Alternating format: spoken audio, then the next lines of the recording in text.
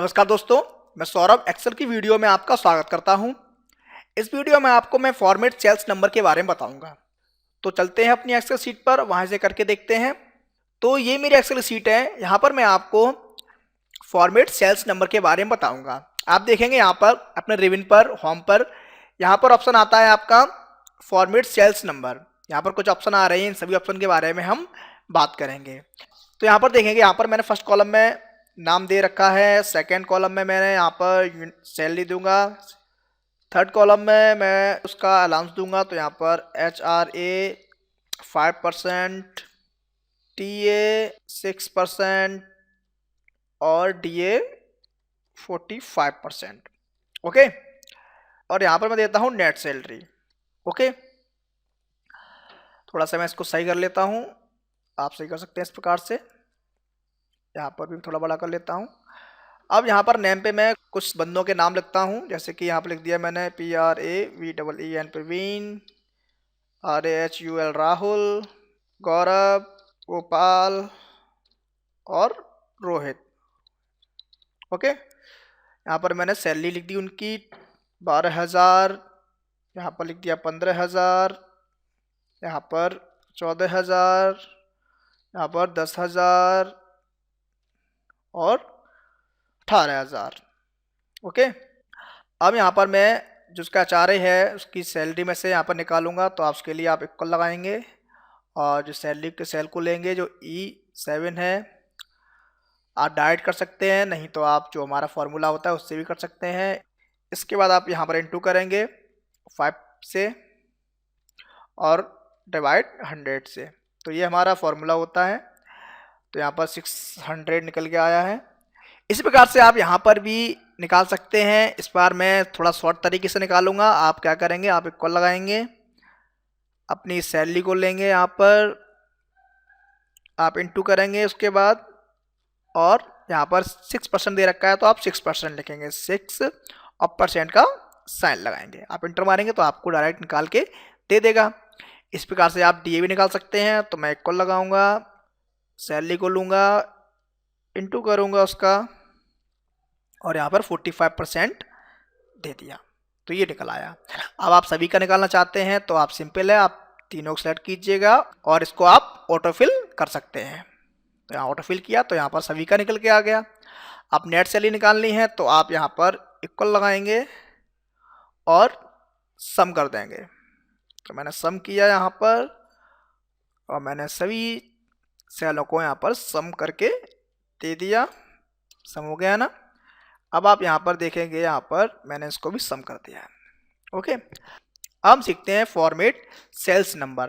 अब आप देखेंगे यहाँ पर मैंने सेलेक्ट किया, आप यहाँ पर जाएंगे, यहाँ पर देखेंगे ये ऑप्शन आ रहा है जनरल। जनरल पे क्लिक करेंगे तो यहाँ पर बहुत से ऑप्शन आ रहे हैं। फर्स्ट ऑप्शन आ रहा है जनरल।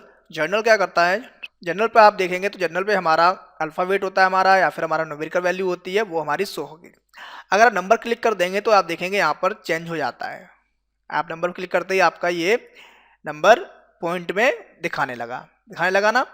अब पॉइंट में आपका आ रहा है तो ये आपके डेसिमल में हो गया। तो आप डेसिमल को चेंज करना चाहते हैं तो आपका इंक्रीज डेसिमल और एक डिक्रीज डेसिमल दे रखा है। इंक्रीज का मतलब होता है बढ़ता हुआ और डिक्रीज का मतलब होता है घटता हुआ। अगर आप बढ़ाएंगे तो यहाँ पर डेसिमल एक और पॉइंट के बाद बढ़ जाएगा, आप देखेंगे तो और बढ़ जाएंगे।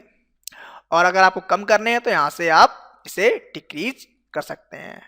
तो पॉइंट के बाद 2 तो हमारे कंपलसरी होते ही हैं, आप 2 भी कर सकते हैं, 1 भी कर सकते हैं, लेकिन 3 करेंगे थोड़ा और लगेगा, तो आप 2 करिएगा।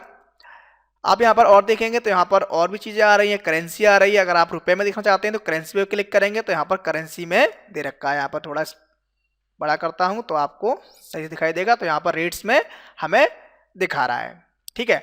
अब करेंसी भी कई टाइप्स की आती हैं, आप तो वो आप फॉर्मेट में जाकर हम सिखाएंगे आपको उसके। अब यहाँ पर आप देखेंगे अकाउंटिंग में भी आ रहा है, तो अकाउंटिंग में आपको ये इस प्रकार से दे देगा, ठीक है। आप और भी ऑप्शन आ रहे हैं। अगर आपको डेट का कोई फॉर्मेट होता है तो डेट फॉर्मेट पे आप जाते, टाइम का फॉर्मेट रहता है, परसेंट का भी फॉर्मेट रहता है अपना अपना। यहाँ पर आप स्क्रॉल करेंगे तो बहुत सी चीज़ें यहाँ पर आ रही हैं, ठीक है।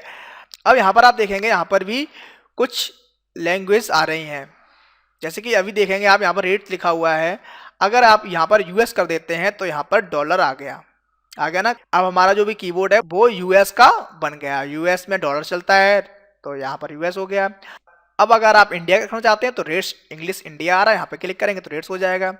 इसी प्रकार से यूरो, यूरो में आप देखेंगे तो यूरो बन के आएगा। इस तरह से आप करेंसी को भी डिफाइन कर सकते हो। तो यहाँ पर मैं इस पे साइन लगाऊंगा। अब यहाँ पर देखेंगे यहाँ पर परसेंट लिख के आ रहा है, अगर परसेंट में करना चाहते हो इस वैल्यू को तो परसेंट में भी आ जाएगी, आप इस पर क्लिक कर दीजिएगा तो परसेंट में आ गई है। आप फिर दोबारा करेंसी पर जाकर रेट्स इंग्लिश इंडिया कर सकते हैं, सही हो जाएगा। यहाँ पर कॉमा में रखना चाहते हैं तो कॉमा में ये आ जाएगा, तो आपके रेट्स उससे आगे हट जाएंगे ना। तो इस प्रकार से भी आप कर सकते हो। तो मुझे लगता है आपको समझ में आया होगा कि हम नंबर फॉर्मेट पे क्या क्या कर सकते हैं। और अगर आप यहाँ पर क्लिक करते हैं राइट साइड बॉटम पे, इसके यहाँ पर आप देखेंगे तो फुल डिटेल में दे रखा है। तो हम नंबर की बात कर रहे हैं तो नंबर पे आप देखेंगे यहाँ पर जनरल पर हम इस प्रकार से थे, नंबर पे जाएंगे तो नंबर पे आपके इस प्रकार से फॉर्मेट आ रहे हैं।